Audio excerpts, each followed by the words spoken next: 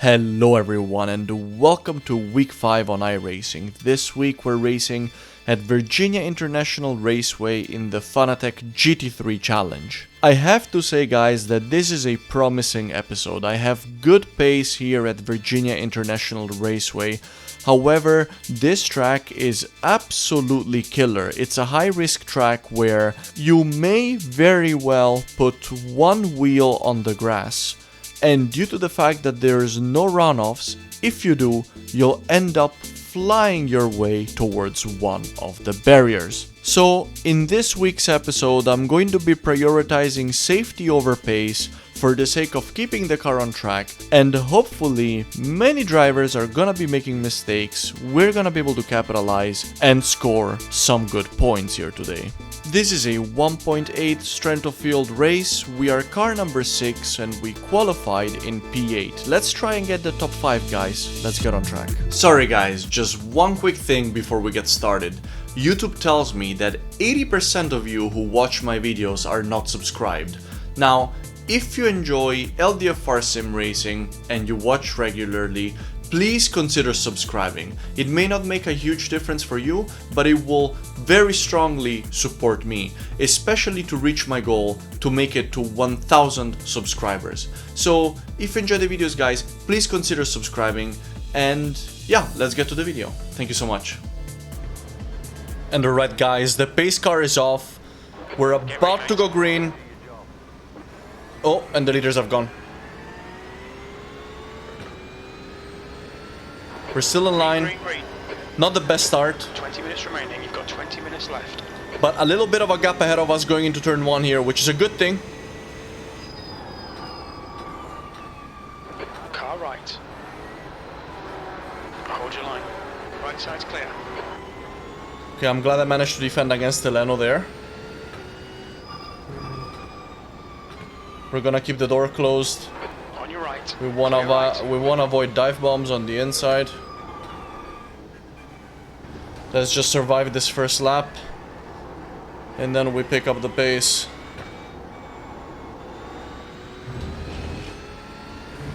So I think we lost a couple of positions, guys, unfortunately, but I'm expecting a lot of drivers to fall off the track here today. I'm expecting quite a bit of carnage, so the most important thing is to stay consistent here today. And there you go. That's exactly what I mean. There goes one. Especially that corner is so tricky. And the tree here as well. So easy to lose the car or get punted around here. And I know that I've got pace here today, but consistency I think will be even more rewarding given how tricky the track is.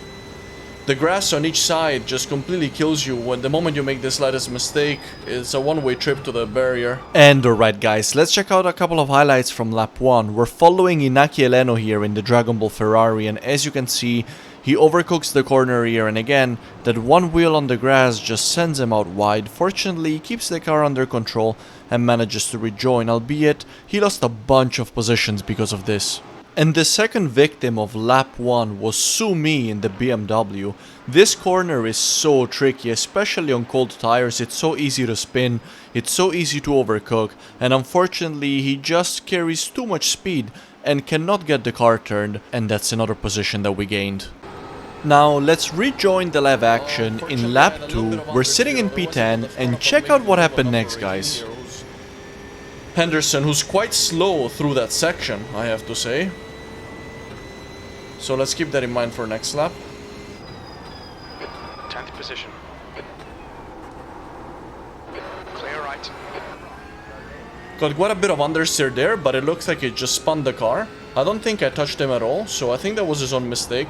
Alright, let's check out what happened, and I have to say this one left me a bit perplexed because honestly I did not feel anything through my force feedback, and if you look at the replay, it does not look like I touched Henderson's car. Check it out from this other angle. As you can see, we come extremely close to touching. However, there is absolutely no significant contact between my car and his.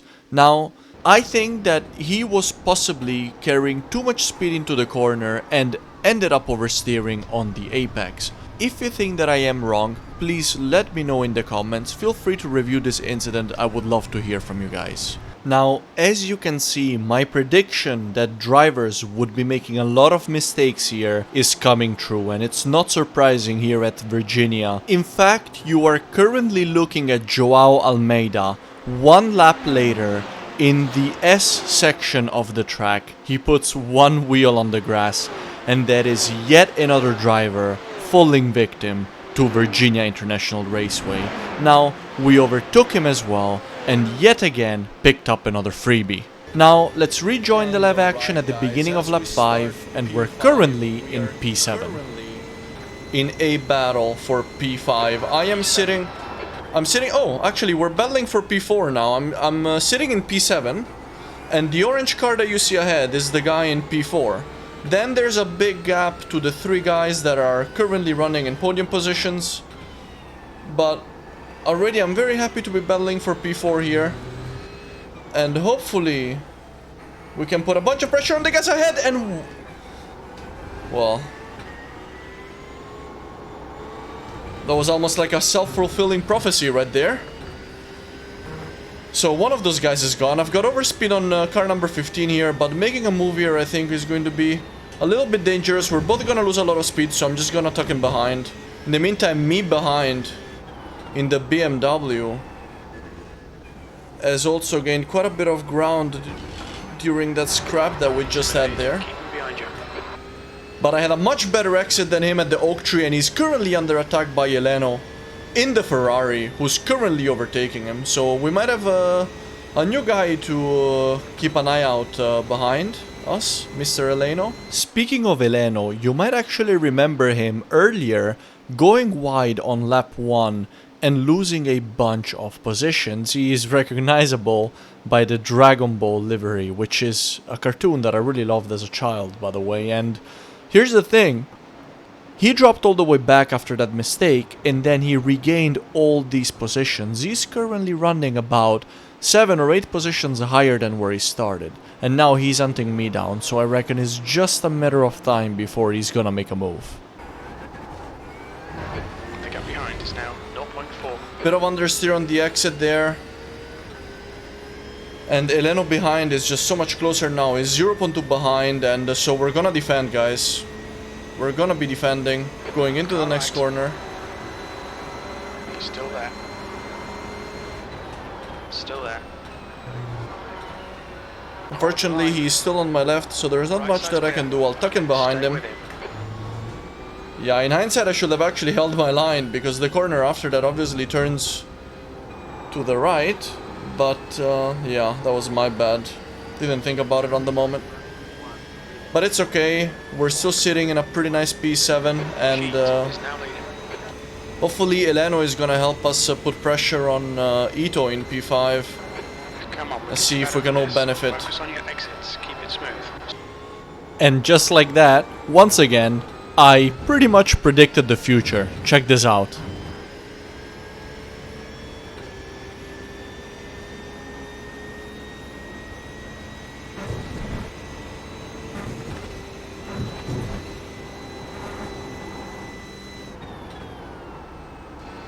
And Eleno made a move on Ito, who's trying to rejoin the track. He rejoins right ahead of us.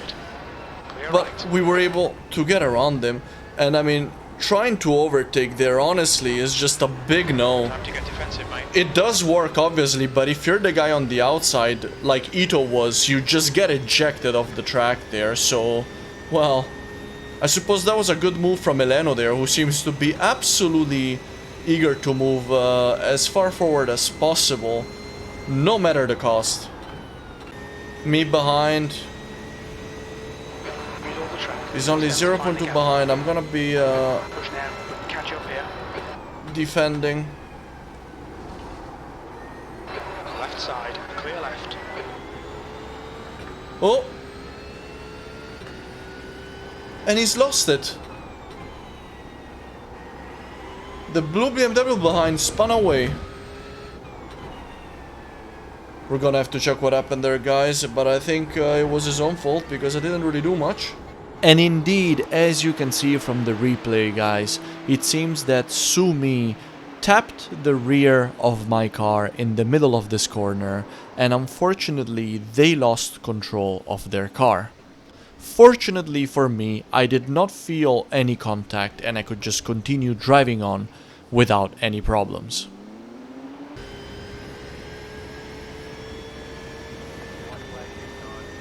Last lap of the race, guys. We're sitting in a good position. P6, one more to go. One more to go. Let's just get the car around the track one more time safely. And then I think we can be quite satisfied with this result. Hopefully, if we can make it.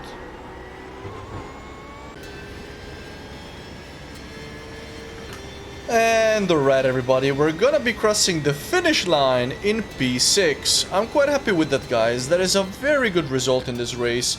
Finished in P6, we had car number 6. That means that we've gained 37 points of iRating, which is great. Only 3 X's out of 25, so definitely we will have a positive safety rating record as well. My safety rating is currently 2.2 and I'm trying to get it to 3.0 as quickly as possible to try and maintain that by the end of the season in order to get my A license. So I really hope that you enjoyed this race, guys. If you did, please consider liking, consider subscribing, leave me a comment, let me know if you raised this combination this week if you enjoyed it. And finally, guys, I really hope you have a wonderful week and I'll see you in the next one. Take care.